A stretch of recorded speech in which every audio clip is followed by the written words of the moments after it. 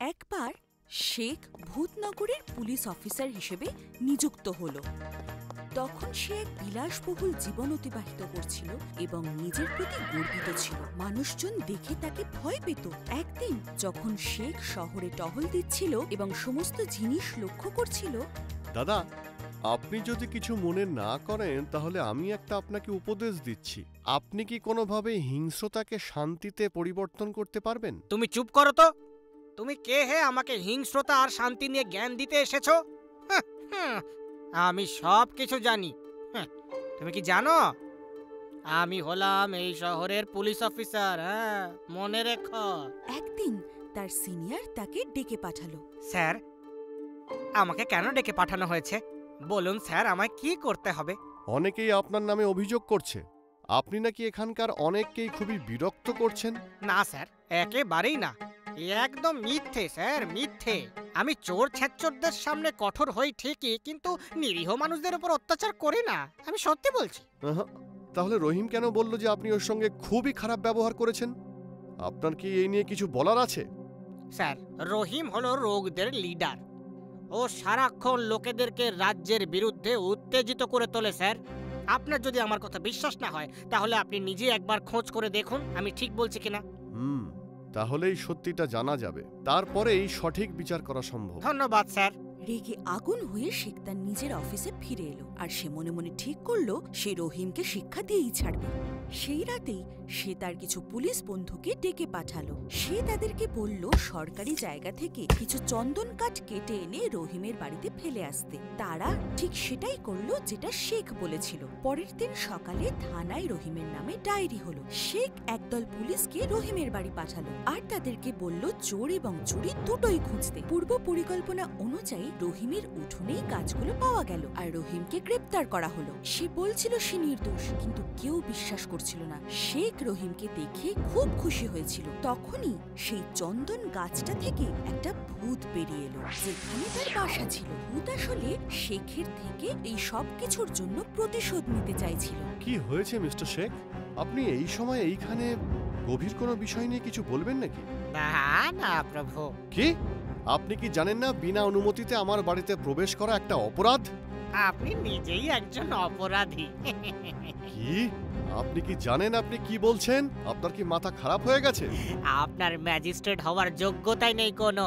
এই কথা শুনে ম্যাজিস্ট্রেট ভীষণ রেগে গেল। সে তার সৈন্যদের বলল শেখকে গ্রেপ্তার করতে, কিন্তু সে গেট টপকে পালিয়ে গেল।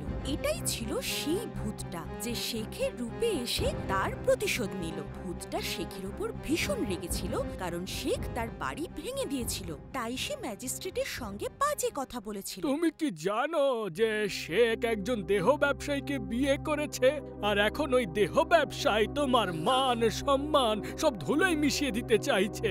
না। হ্যাঁ মা, সত্যি। তুমি তাড়াতাড়ি এই জায়গা ছেড়ে তোমার মায়ের কাছে চলে যাও। একটা লোক শেখকে গিয়ে বলল যে ম্যাজিস্ট্রেটের অর্ডার তাকে গ্রেপ্তার করতে হবে। শেখ ভীষণ ভয় পেয়ে গেল, তার সঙ্গে অবাকও হলো। সে তাড়াতাড়ি বাড়িতে পৌঁছলো, কিন্তু সেখানে সে তার স্ত্রীকেও দেখতে পেল না। প্রতিবেশী বলল যে সে নাকি বাপের বাড়ি চলে গেছে। আমি বুঝতে পারছি না যে এখানে চলছে নাকি। সত্যি বলছি, কি যা চলছে কিছুই মাথায় ঢুকছে না। আমার বউ আমার অনুমতি না নিয়ে তার বাপের বাড়ি কি করে চলে যেতে পারে? আর এদিকে ম্যাজিস্ট্রেট কেনই বা আমাকে গ্রেফতার করার অর্ডার দিয়েছে? আরে তুমি শান্ত হও বন্ধু, একদম চিন্তা করো না, সব ঠিক হয়ে যাবে। তুমি যতদিন খুশি এখানে থাকতে পারো। শেখ তার বন্ধুদের ধন্যবাদ জানিয়ে তাদের বাড়িতে থাকতে শুরু করলো, কিন্তু ভূতটা সেখানেও পৌঁছে গেল। একদিন রাত্রে যখন শেখ ঘুমোচ্ছিল, ভূতটা শেখের বন্ধুর সমস্ত ধন সম্পত্তি নিয়ে বিছানায় ছড়িয়ে দিল। তারপরে সে একটা বাক্স নিয়ে মাটিতে দড়াম করে ফেলে দিল। শেখ ধড়মড় করে ঘুম থেকে উঠে বসলো। উঠে বসে এই দৃশ্য দেখে হকচকিয়ে গেল। অন্যদিকে শব্দ শুনে শেখের বন্ধু দৌড়ে ঘরে এলো আর এই দৃশ্য দেখে সে শেখকে চোর ভেবে ভুল করল। মিথ্যেবাদী, তুমি তাহলে অপরাধী। তুমি তোমার বন্ধুকে মিথ্যে বলেছো। মিথ্যেবাদী, তুমি আমাকে ঠকিয়েছো। আমার মনে হয় তুমি এই শহরের নতুন। হ্যাঁ হ্যাঁ, আমি একেবারেই নতুন। আমি কাউকে চিনি না আর আমার একটা কাজের ভীষণ দরকার আর টাকা পয়সারও দরকার। কে যে আমায় কাজ দেবে? কেঁদো না, আমি তোমায় একটা কাজ দেব। এই কাছেই আমার একটা দোকান আছে, এই নাও চাবি আর গিয়ে দোকান পরিষ্কার করো। আমি কিছুক্ষণের মধ্যেই আবার ফিরে আসছি। চাকরি পেয়ে সে খুব খুশি ছিল এবং দোকান পরিষ্কার করা শুরু করলো। তারপর দোকানের আসল মালিক সেখানে এলো। আসলে শেখকে যে চাবি দিয়েছিল সে ছিল ভূত। যখন সে আসল মালিক শেখকে ভেতরে দেখলো, সে ভাবলো শেখ বোধহয় চোর। সে শেখকে মারধর করলো এবং পুলিশকে খবর দেবে বলল। সে পুলিশের নাম শুনে খুব ভয় পেয়ে গিয়ে এক দৌড়ে একটা পুকুরের সামনে এলো। হে ওপরওয়ালা, আমি আর সহ্য করতে পারছি না।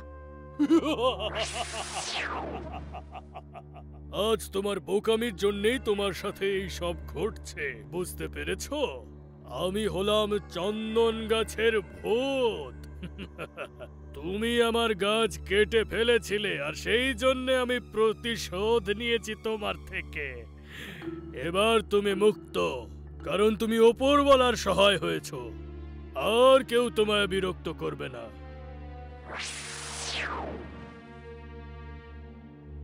দয়া করে আমায় ক্ষমা করে দাও। এবার যাও আর সুখে শান্তিতে জীবন কাটাও।